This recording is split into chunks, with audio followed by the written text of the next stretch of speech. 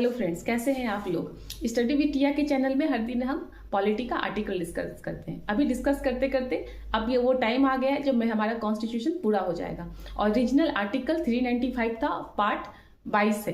तो हम उसी को लेकर के जो कॉन्स्टिट्यूशन में ओरिजिनली था उसी को डिस्कस करते हैं। तो अभी तक हमने जो पार्ट है वो 21 पे हमने अभी पार्ट 21 का कुछ आर्टिकल कंप्लीट किया। अब 1 या 2 आर्टिकल बचा हुआ है, उसे कंप्लीट इस वाले वीडियो में कर लेंगे। उसके बाद पार्ट 22, उसके बाद हमारा कॉन्स्टिट्यूशन खत्म हो जाएगा।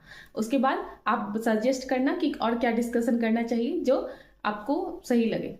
तो हम देखते हैं कि अब नेक्स्ट आर्टिकल क्या है। उससे पहले जो वीडियो था उसमें हमने आर्टिकल डिस्कस किया था, आर्टिकल 378 तक, जो पब्लिक सर्विस कमीशन थे।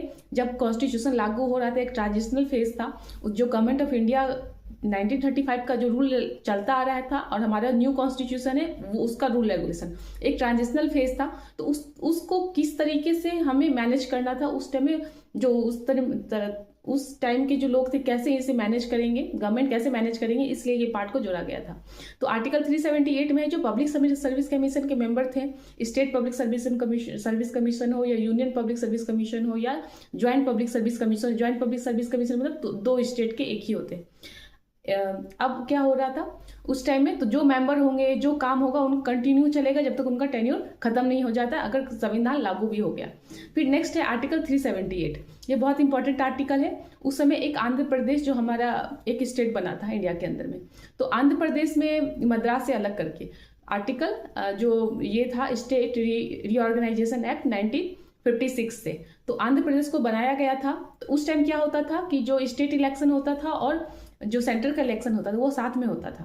पर अब स्टेट जब बनाया गया तो उसमें स्टेट लेजिस्लेटिव असेंबली भी डाला गया था। तो कहा जाता है इस वाले आर्टिकल में कि स्टेट लेजिस्लेटिव असेंबली का जो टेन्योर रहेगा वो 5 साल तक रहेगा, जब तक उसका डिसोल्यूशन नहीं हो जाता है। तो ये वाला आर्टिकल टेम्पररी बेसिस पे ये इस आर्टिकल में जोड़ा गया था। उसके बाद तो वो स्टेट बन जाएगा, फिर सबका साथ में इलेक्शन होगा।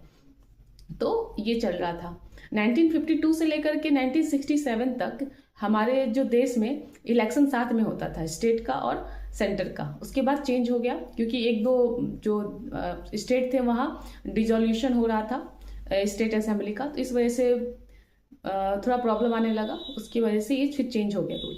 फिर से अभी वही बात हो रहा है जो एक कमेटी बैठाया गया था उस पर। अब देखते हैं आर्टिकल 379 में क्या है। 379 में कुछ इसके रिपील कर दिया गया था, हटा दिया गया था 379 से लेकर के 391 तक। अब इसे आपको नहीं पढ़ना पड़ेगा। आर्टिकल 379 से लेकर के आर्टिकल 391 तक। 392 में क्या दिया हुआ है, power for president to remove difficulties. उस टाइम जो भी ट्रांजिशन होने में डिफिकल्टीज आ रहा था, अगर प्रेसिडेंट को ऐसा लगता है